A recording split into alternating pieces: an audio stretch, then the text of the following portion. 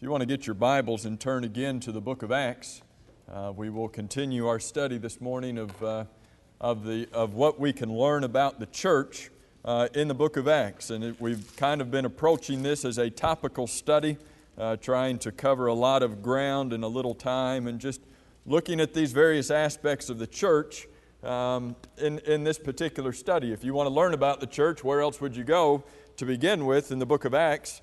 The very book that tells us about the beginning of the church, the growth of the church, and all of those things that were involved in the very early years of the church. But this morning I want us to look kind of at a different study, and that is Satan's attacks against the church.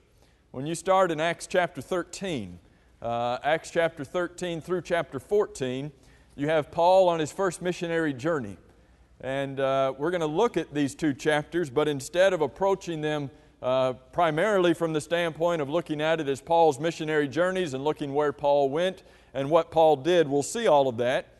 But I think it's interesting that you go through his first missionary journey, and every place he went, Satan was there.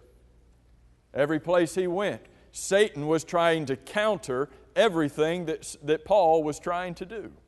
And I think we need to be aware of that. We look at Paul's missionary journeys and we look at the great success that he had, and yet we need to realize that the great success came at a great price. And every city he came to. What does 1 Peter chapter 5 and verse 8 tell us? Be sober, be vigilant. Why? For your adversary. That's what the word Satan means. The word Satan means adversary. What does the word adversary mean? Don't tell me Satan. What does the word adversary mean? Your enemy. Your what? Somebody said something else?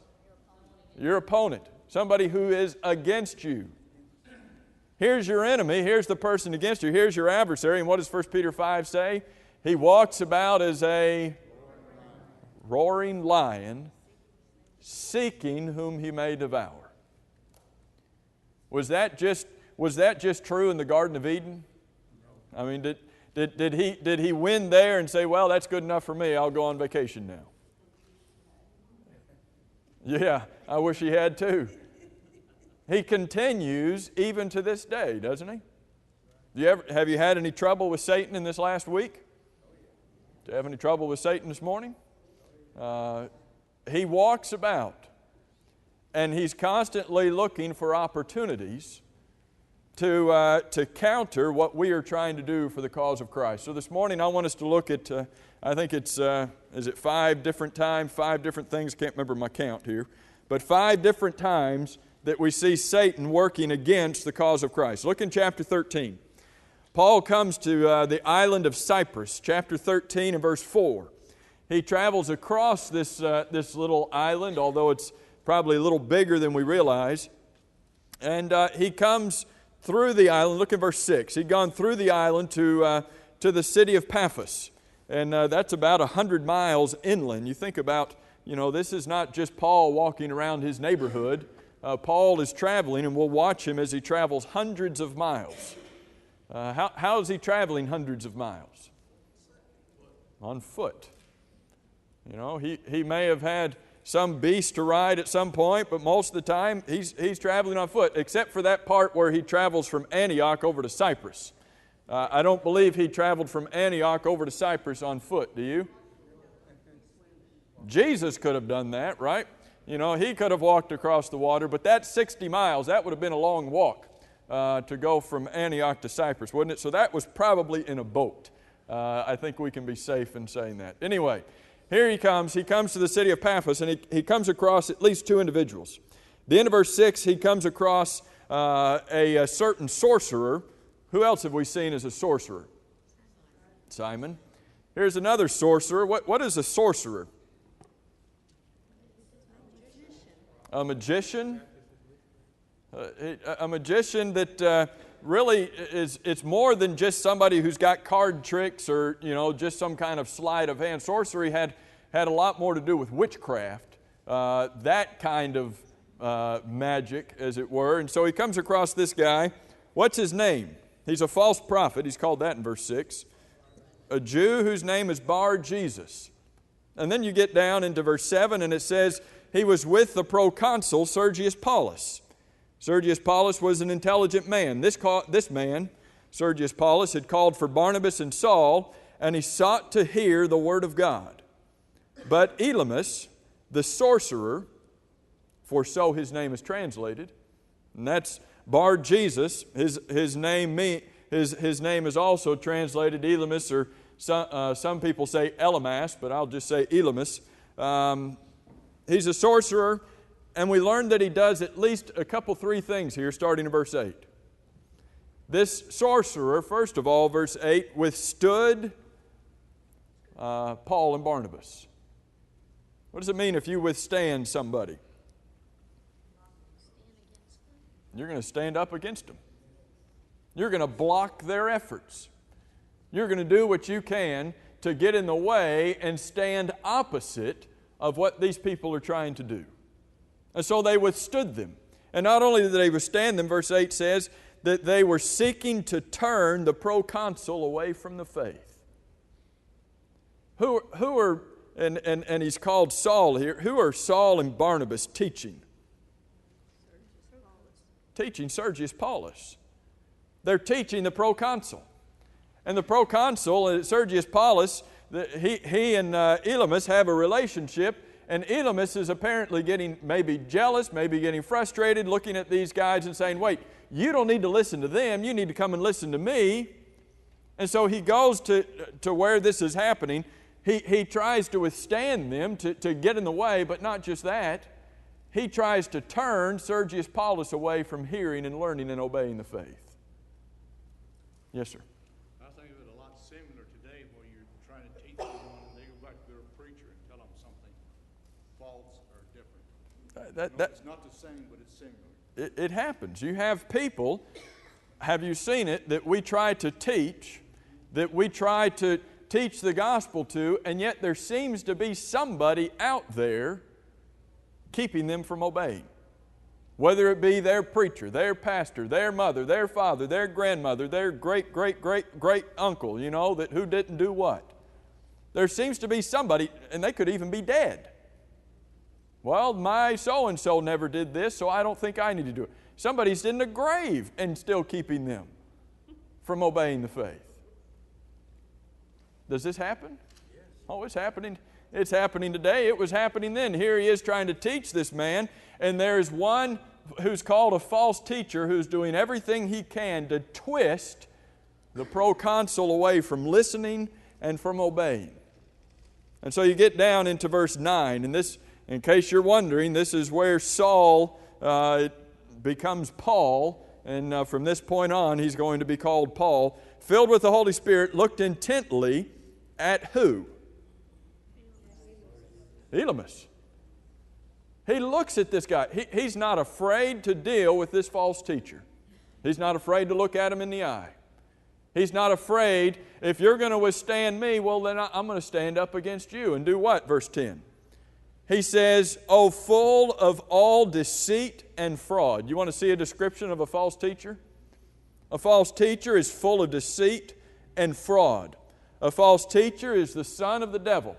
A false teacher is an enemy of what kind of righteousness? Every bit of it. It's not that he's the enemy of a portion of righteousness over here. If you're an enemy of a portion of righteousness, Paul says you're an enemy of all righteousness. And he was one, the end of verse 10, who would not cease perverting the straight ways of the Lord. Here's this false teacher. Here is this pawn of Satan, as it were, who tries to interfere with Paul preaching the gospel. And not just interfere with the preaching, he tried to interfere with the obeying. He tried to interfere with this proconsul listening to and obeying the faith. And Paul looks at him and Paul says, you're doing all that you can as a son of the devil to be an enemy of righteousness, and you are continually perverting the straight way of the Lord. Is any of that happening today? You think about those who are acting contrary to the gospel in our lives, those who we could deem as false teachers. And here false teachers who, while they don't realize it, most of them are enemies of righteousness. While they don't realize it, they are the son of the devil. Remember what Jesus said in John chapter 8? In John chapter 8, starting about verse 31, the Bible says there were many Jews who believed in Him. Then you got verse 32, you shall know the truth, and the truth shall make you free. And He's continuing to talk to these Jews, and you get down into verse 42, I think it's John 8 and verse 42, where He says, if you were of your Father, if you were of God the Father, conditional, if this was the case, but you're not. And then you get to verse 44 of John chapter 8. He's talking to people who believe, but they will not obey, and He says, you are of your father, the devil. Here's false teachers. Here are those who not only are not willing to obey, but they are trying to keep others from obeying the truth. And they are constantly turning these people away from the straight ways of Jesus. And the fact is that still happens today. There's still false teachers that are trying to pervert the gospel of Christ today. Do you know 2 Timothy chapter 4? Look at 2 Timothy chapter 4. In verse 2, Paul tells Timothy to preach the word, to be instant, to be ready, in season and out of season, to convince, to rebuke, to exhort with all long suffering. And then he says in verse 3, for the time will come when they will not endure sound doctrine, but according to their own desires, because they have itching ears, they will heap up for themselves teachers. They're going to go look for teachers who are going to say what they want, and not only go look for them, they'll even create them. They will pile up the teachers. They will create them, heap up these teachers, and these teachers will turn their ears away from the truth and be turned aside to fables. Is that what Elymas was doing? Is that happening today? Where there are those who are not willing to endure sound doctrine, so they will go looking for somebody to teach them what they want to hear, or they will go and help manufacture the one who will tell them what they want to hear. And over in 2 Peter, you have 2 Peter chapter 2, the whole chapter.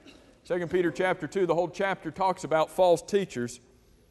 And it says, but there are also false prophets among the people, even as there will be false teachers among you, who will secretly bring in destructive heresies, even denying the Lord who bought them, and bring upon themselves swift destruction. How do false teachers bring in these destructive heresies? How does 2 Peter chapter 2 say? Secretly. They bring them in secretly. And they do so, and verse 2 says, there will be many who will follow them, because the way of truth is blasphemed, and they will give in and be exploited and being deceived, verse 3, by their words, but those who follow them will be destroyed just as soon as those who are teaching it. The devil was at work even when Paul was on his first missionary journey, and he was using false teachers to try to thwart his efforts. And we've got to realize that as we go out and try to teach the gospel today, same thing happens. The devil's active. He's active with false teachers, but not only that, the devil uses bad attitudes. Have you ever noticed that? You ever try to teach somebody the gospel and try to influence somebody for Christ, and there's somebody who's just got a bad attitude and it won't happen? I'm not talking about you having a bad attitude this morning, all right? So stop looking at me like I'm preaching at you. Maybe the devil's using you against me to have a bad attitude this morning. I don't know.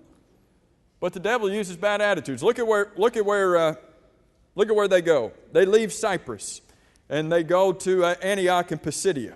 This is a different Antioch from which they left. They go up. This is in Asia, Antioch in Pisidia, and they come. Look in verse 14. Acts 13:14. When they departed from Perga, they came to Antioch in Pisidia. This is probably about 120 miles away. And they went into the synagogue on the Sabbath day, and they sat down.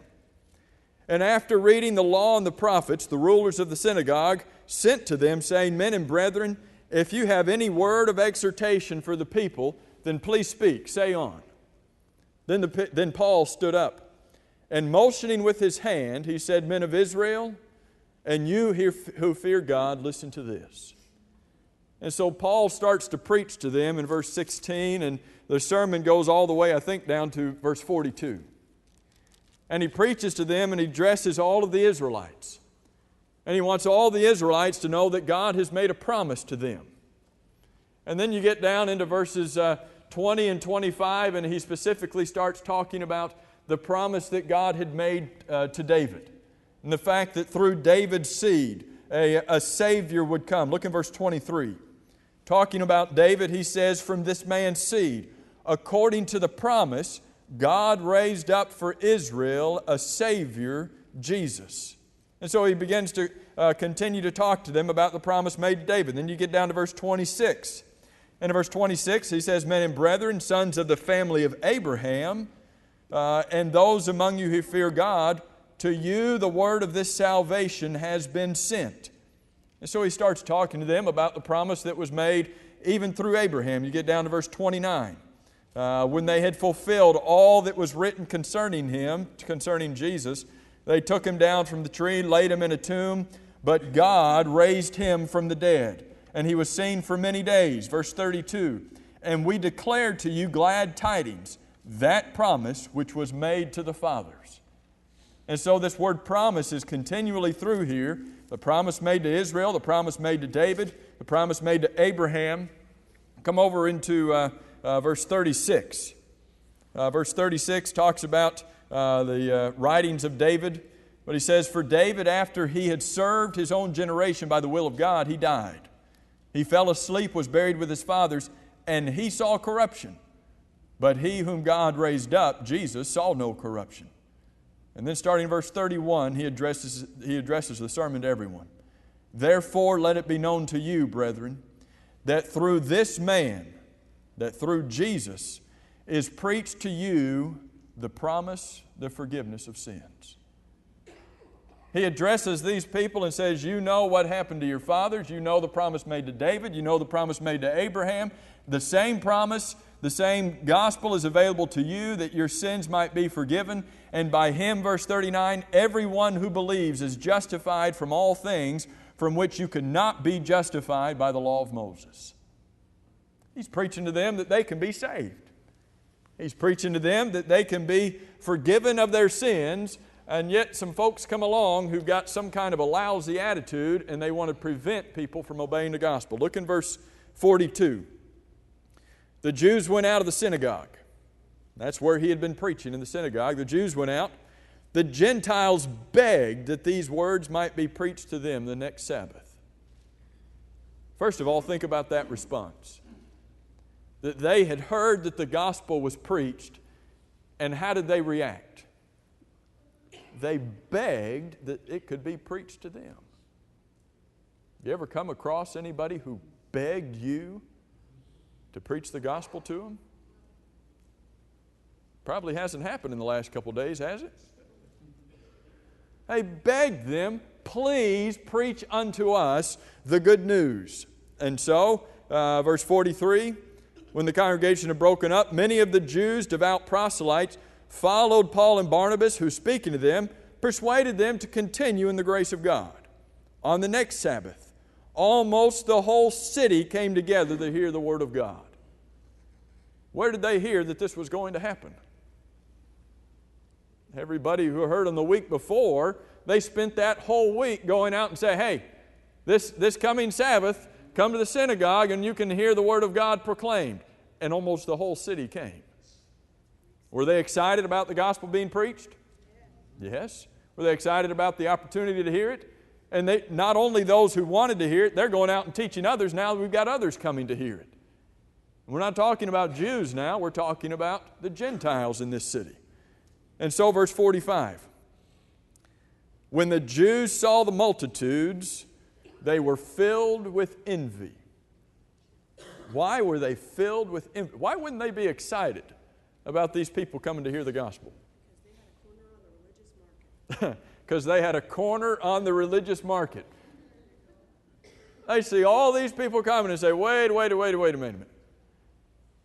We've got a corner on this. This is our religion. Or these are our teachers, go get your own.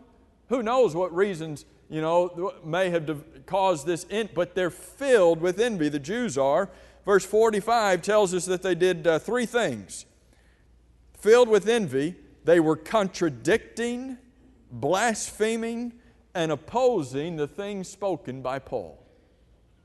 These Jews come along, maybe the same Jews who had heard him the week before. Now they see all of these people hearing him. They're filled with envy, and what do they start to do? They start to get in the way. They were losing ground. They were losing ground. And so we're going to fix this. We're going to contradict everything this guy says. We're going to oppose everything this guy says. What's wrong with these people?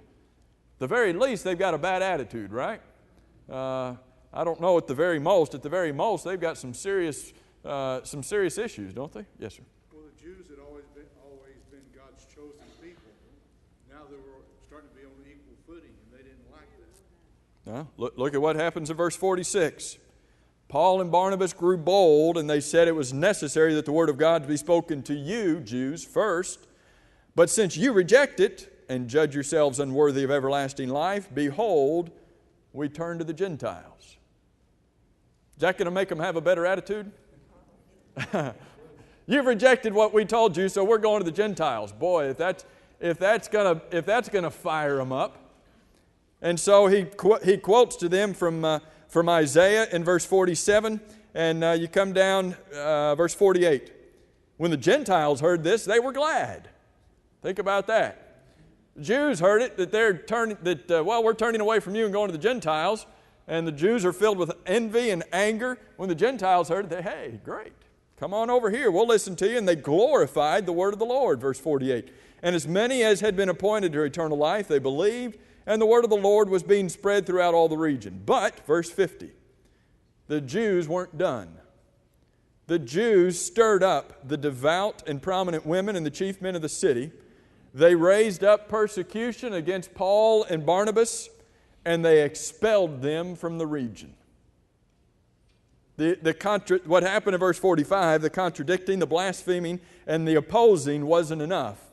Now they're stirring up the city, getting the prominent men and the prominent women and those chief men of the city. They're raising up a persecution, and then they finally throw them out of the city. Can you imagine that happening to you when you're preaching the gospel? That people just all of a sudden start contradicting everything you say, start opposing everything that you say. They start stirring up everybody around you to oppose you, and then they finally just throw you out of the city. I don't think we can imagine that happening to us. And if we could imagine that happening to us, what would we do when we got out of the city? Quit preaching. We'd quit preaching. Or we'd come crawling back and say, okay, I won't say anything more. Can I please go back to my house? I mean, is that realistic of something that we would do? Did Paul and Barnabas quit? They didn't quit. Is Satan still using bad attitudes today? Yes. Have you thought about the fruit of not the fruit of the Spirit for sure, the works of the flesh? And how many of the works of the flesh that are mentioned in Galatians chapter 5 have to do with attitudes? Some of them obviously have to do with actions. Some of them, like adultery and fornication, obviously have to do with actions. But think about those that are listed in verse, at the end of verse 19. Uncleanness, lewdness, idolatry, sorcery. How about hatred, contentions, jealousies, outbursts of wrath, selfish ambitions, dissents, heresies. How many of those have to do with attitudes? Not just with actions, but the attitudes that lead to it. Is Satan, through the works of the flesh, still using bad attitudes to oppose the gospel of Christ? Yeah. And the challenge is for us not to be one of his pawns. For us not to be used by Satan in order to get in the way of the gospel. Number 3, we've got to go through this maybe quicker. Does Satan use disbelief? He used it here. Look in Acts chapter 14. So they leave Antioch and Pisidia, and they don't stop preaching. It says verse 51, actually 13:51. What did they do? Shook the dust off of their feet. Why did they do that? Is that what Christ told those that He sent out on the limited commission to do? You come to a city, they don't want to receive you, what do? You shake the dust. What does that mean, you shake the dust off of your feet? That doesn't mean anything to us. What was that supposed to mean to them? Don't let it bother you, go on. Okay, don't let it bother you. You go on. What does it mean? I'm no longer responsible for you.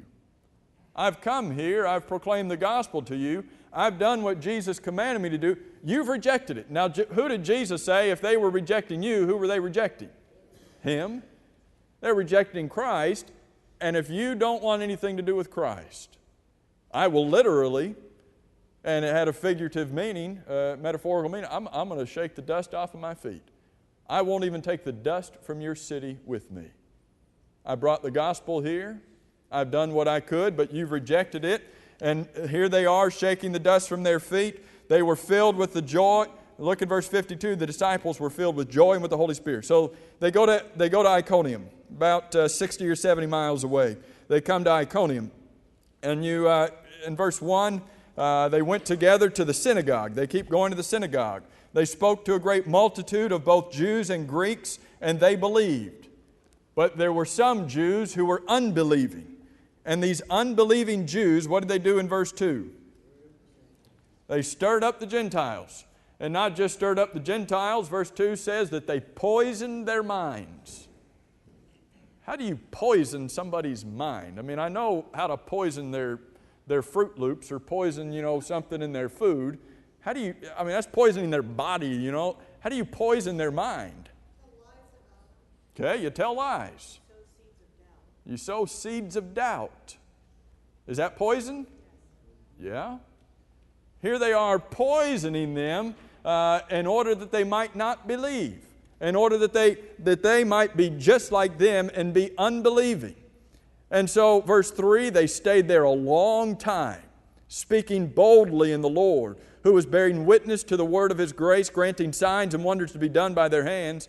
And the multitude of the city was divided, part sided with the Jews and part with the apostles.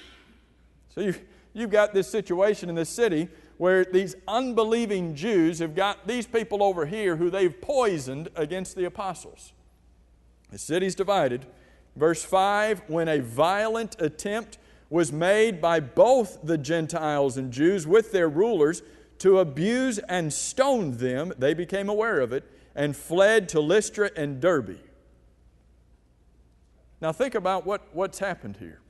We've come at the beginning of his missionary journey where he's dealing with false teachers, or at least with a false teacher in Elymas. And here was one in Elymas who was doing all that he could to counter and to contradict and to get in the way of truth being taught and truth being obeyed. And then when you get later into chapter 13, he's dealing with folks who've just got some rotten attitudes. And they're doing all that they can to oppose the gospel. And then you get into chapter 14, and now they're wanting to take his life. Verse 5 says they wanted to abuse them and to stone them. And so when they found out that was going to happen, they took off. Does Satan still use disbelief as an attack against the church? Yeah. You remember the parable of the sower or the parable of the soils? And Jesus' explanation of what it was all about. Luke chapter 8 and verse 1, he said the seed is what? The seed that was sown was what? It was the Word. The seed that was sown was the Word of God. And then he says in Luke chapter 8 and verse 12, he tells about Satan. He tells about the devil's involvement in this seed being sown. And he says, those by the wayside are the ones who hear. Then the devil comes and he takes the word out of their hearts, lest they should believe and be saved. Have you ever seen that happen? Not obviously, Jesus is not talking in a literal sense, but here is the seed, the Word of God, planted, put there in somebody's heart, and before that seed can even take root, Satan will do all that he can to come and snatch it away, lest they actually believe it. And he's still doing it. We can teach someone the gospel and try to tell them what they need to do to be saved, and it's almost before they even have an opportunity to consider it. Before they have an opportunity to think about it and believe it, something or someone comes along and you can see that seed just being snatched away. Is that the working of God? Is that the working of Satan? And here's Paul on his first missionary journey, and he comes across some folks, false teachers, bad attitudes, comes across those who don't believe, and all of these attacks are coming against him. You get later in chapter 14. You get down to verse 8, and he comes to Lystra. And it's interesting what Satan does. Satan has been trying to steer Paul and Barnabas off course through a false teacher, through opposition, through bad attitudes, through even abusing and threatening to stone them. And when all of these physical things don't work, when all of this physical persecution doesn't work, then he figures, that he'll turn to pride and personality. If these guys won't deviate from their course by physical means, well, how about I just build up their egos? Could that work to get somebody off course? Could that work to get a preacher to start teaching something and preaching something that's contrary to the gospel of Christ? Just build up his ego, right? Get him a following. Get people who love and respect him, and all of a sudden, if it goes to his head, well, what did 2 Timothy chapter 4 say? He could be one of those teachers that's just heaped up. And he's over there scratching people's ears, and those people are feeding his ego, and all of a sudden he'll deviate from the faith. Well, maybe that's what Satan was figuring here. He comes to Lystra, where all of these idols are, and in verse 8, certain man without strength in his feet was sitting. He was a cripple from his mother's womb. He had never walked. And so Paul goes over to him in verse 10 and says, stand up straight on your feet. And he did. And when the people saw it in verse 11, what did they say at the end of verse 11? The gods have come down among us, and here they are in our presence. And so they started calling Barnabas Zeus. They started calling Paul Hermes. All right. But not just saying, oh, the gods, these are gods among us, and not just calling him the greatest of gods. But what else did they do? You get down to verses 13 and 18. Not only were they saying this with their mouth, they were bringing things. In fact, verse 13, the priest of Zeus was bringing oxen and garlands intending to sacrifice. Here are the gods. We'll offer sacrifices to them. Paul and Barnabas stand for this? No. They tore their clothes in verse 14 and said, why are you doing things? We are men of the same nature as you. There was another attempt by Satan to deviate the gospel of Christ by filling up Paul and Barnabas with pride. Would there be any greater way to do it than to start calling them gods? Man, would that get their attention? These people want to sacrifice to me. Maybe they want to give me gifts. Maybe they want to give me money. Maybe they want to give me their possessions. All right, yeah, this could work. I'll go down this road. No, they didn't take it. Does Satan still use pride today? Can he use pride to deviate us from our course? He's still using it today to keep the gospel from being preached. Final thing, and we've only got 5 minutes to deal with this, but you get to the end of chapter 14, and Paul is still in Lystra. But look in verse 19, chapter 14, verse 19. He's still in Lystra, and the Jews from Antioch and Iconium, where he had already been, the Jews from Antioch and Iconium, where he had dealt with this with these bad attitudes, where he had dealt with those of disbelief, and they tried to stone him. They actually come now to Lystra. And having persuaded the multitudes, verse 19, they stoned Paul and dragged him out of the city, supposing him to be dead. However, when the disciples gathered around him, he rose up and went into the city, and the next day he departed with Barnabas to Derbe. Think about what happens here. Here's Paul preaching in the city of Lystra, and these Jews from Antioch and Iconium were not satisfied that they had just run him off. They chased him down.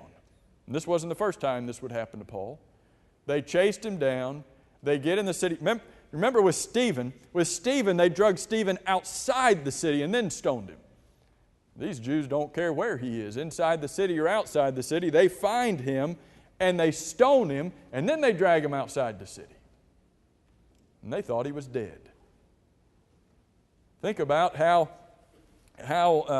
bitter you've got to be towards somebody to stone them, not just for something that they're saying, just for something they're teaching. And you pick up stones and you attempt murder. And as far as you're concerned, you succeeded at murder. And they thought he was dead. Does Satan still use bitterness today against the church, against the cause of Christ? Yeah. Hopefully we will never be stoned, but what if we were? Here are these bitter folks who have nothing better to do than to come and to try to derail the cause of Christ. Suppose they had succeeded. Suppose Paul had died there. Would the cause of Christ have died? No. Would the gospel have stopped spreading? No. They wouldn't have succeeded in the least. But the fact that they failed ensured that he was going to go and preach even more. Think about this. Even after all that Paul and Barnabas went through. Think about this. This is Paul's first missionary journey. If you suffered all of these things on your first missionary journey, would you go on a second? I mean, he gets back from this missionary journey, and what are you going to do? Say, well, that was an interesting experience, let me tell you. I think I'm going to take a vacation for a while and let these wounds heal. I mean, if you were stoned, you think you're going to have any bruises? Think you're going to have a concussion? You think you might need a Band-Aid somewhere? He gets back from this first missionary journey having been accused, accosted, and attacked on every front. And what's his reaction when he gets back? He's excited about what happened. Look in verse 27, and then we've got to be done. Look in chapter 14 and verse 27. When they had come together and gathered the church together, they reported all that Satan had done to them to counter every try they had for the gospel of Christ. Is that what verse 27 says? Let me tell you what Satan did. He did this, and he did this, and he did this. Let me tell you what happened to us. We had this, and we had this, and boy, it was a horrible experience. They gathered everybody together, and they said, here's what God has done with us, opening the door of faith to the Gentiles. They didn't care what happened to them. All they cared about was the gospel being spread. Think about that reaction. And then think about our reaction sometimes when we have a little opposition come against us and how quick we are to quit and to give up. And here they are facing more opposition than we can ever imagine. And they're happy, they're glad, they're excited, and they say, we're going to go and do it again. They didn't stop. Second missionary journey, third missionary journey, and they kept right on doing it. Let's think about that. We got to stop.